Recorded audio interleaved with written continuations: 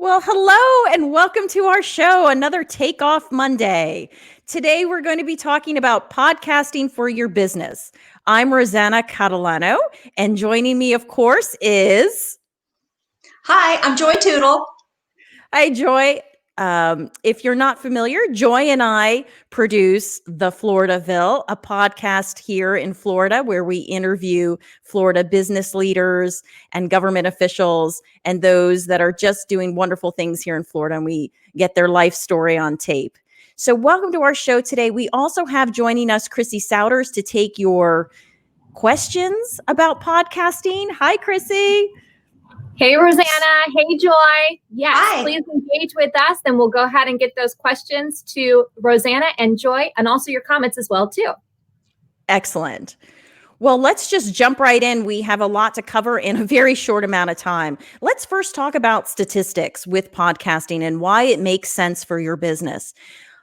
Did you know that 51% of the population has listened to a podcast? That's up from 44% in 2018. So those numbers just keep increasing. 45% of podcast listeners have a household income of over $75,000. That number in the total population is 35,000. And in terms of genres for podcasts, the most popular genres are comedy, news, culture, sports, and true crime.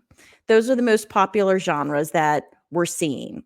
Some other things you should know about podcast listeners are that they're more active on social media channels, and they're more likely to follow your company and their brands. So basically, podcast listeners are loyal, affluent, and educated.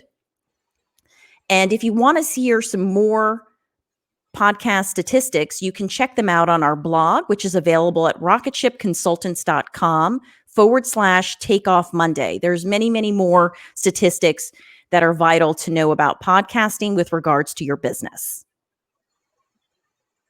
Before you start a podcast, there are some important considerations. First, you want to ask yourself, what do I hope to achieve from a podcast? And before you even choose a topic for your podcast, ask yourself, why should my business invest time and money into making a podcast? Some examples of podcast topics a business might consider, depending on the type of business you have, are answering your customers' frequently asked questions, establishing your brand as a thought leader, driving traffic to your website, entertaining your audience, or monetizing through ads. Whatever direction you decide you want to go in, make sure you pick a topic for your podcast that strategically aligns with your business goals. Ask yourself, who is your target audience? Think about who you're trying to reach. What topics will get your audience's attention? Pick a topic that you're passionate about. A great podcast content will come naturally if your podcast focuses on something that truly interests you. Your topic should be interesting enough for you to speak about it in different ways and over time as you build multiple episodes for your podcast. Just make sure your topic is also relevant to your target audience and fits your business goals. After these considerations, you might end up choosing a topic different from what you originally planned. Rather than focusing on the product you sell, it might be more effective to discuss the experiences or events that you can do with your product. For example, if you are in the pizza business, a topic might be 5 quick ways to turn pizza into a picnic, or pizza around the world. And let's talk about your podcast show design, some things that you should consider. You should consider the length of your show. Is it going to be a short show like we have here for our Takeoff Monday, or is it going to be a longer format where you're going to really dive into the issues? You'll also want to think about your guest speakers and how often you want to publish your show. You should also think about your cover art. While we always say don't judge a book by its cover, in the podcasting world, you will be judged by your cover art. So really take that into consideration when you're designing it. Your design should be 1400 by 1400 pixels for your podcast, because that's what they use for iTunes. And podcast listeners look at the little picture, believe it or not, and judge whether they want to listen to the show. You also want to give some consideration to the intro the introduction to your show and what we call it the intro and the outro to your show?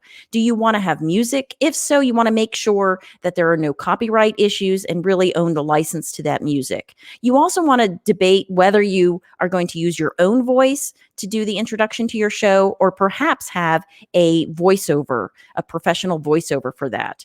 You also want to give some consideration to your trailer. What is it that you want to tell listeners in a short way that will entice them to listen to a full episode of your show? Those are the things that you really need to think about when you're designing your show. And you can see here on the up on your screen how our cover art for the Floridaville looks. It's that palm tree and those really Miami Vice colors that we thought would pop and get folks' attention. Also, let's talk about your equipment. There are just a few things that you need for a podcast, and that's a microphone, a headset, recording software that also edits. You're also going to want a backup recorder. Trust me, I have stories. You definitely want a backup recorder. And one of the things that I don't have on this list, and I'll make this a blog post later that you can check out, is good cables.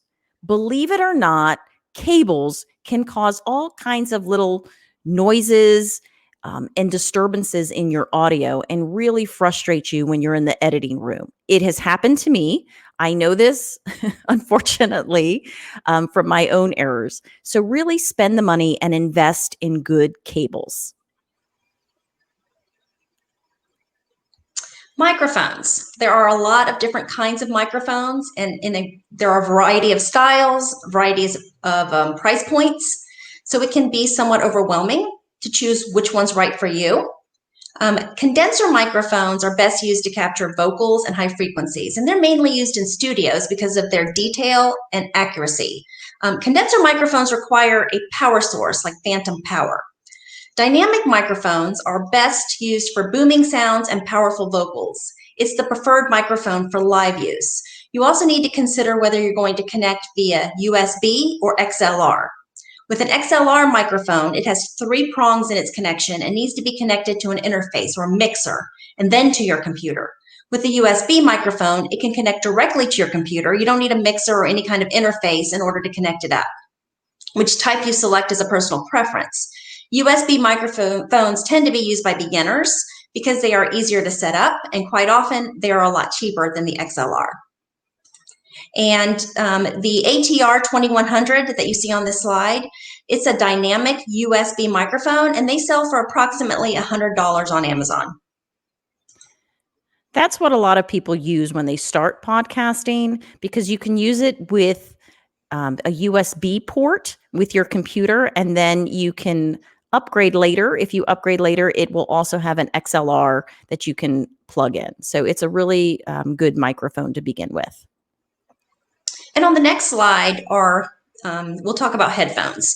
What should you look for in headphones? What we recommend are the closed back over the ear headphones. Make sure that it has a headphone jack, and also get a 1/4-inch adapter. You'll need that if you upgrade your equipment with Basic DAW, which is a digital audio workstation. What's shown on this slide is a Sony MDR 7506, and it works very well. They're approximately $99 on Amazon. Normally, I would use those headphones even for a live show like this, except it messes with my hair a bit and the way I look. Otherwise, I'm wearing those all the time if you were to catch me in front of the computer. And let's talk about recording and editing software. I know I had mentioned that that's the type of equipment that you're going to need. What's really great is if you have a Mac computer, you have GarageBand, and that will allow you to record and edit your podcast, and it's offered for free.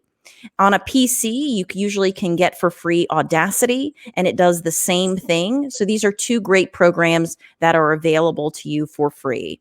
If you want to do more complex editing, then we recommend the Reaper or Adobe Audition. For the Floridaville podcast, we actually use the Adobe Audition not only to record, but to edit and professionally mix the show. There are a lot of tutorials on YouTube for these types of software, so that you can learn how to use them best, I should say, and more efficiently. Once your episode is recorded, you'll need to do mixing and editing using the software that Rosanna mentioned.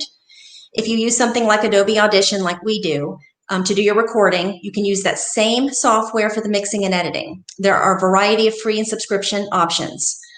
Maybe when you recorded and you listen back to it, you're hearing a lot of S sounds, or maybe a speaker says a lot of ums.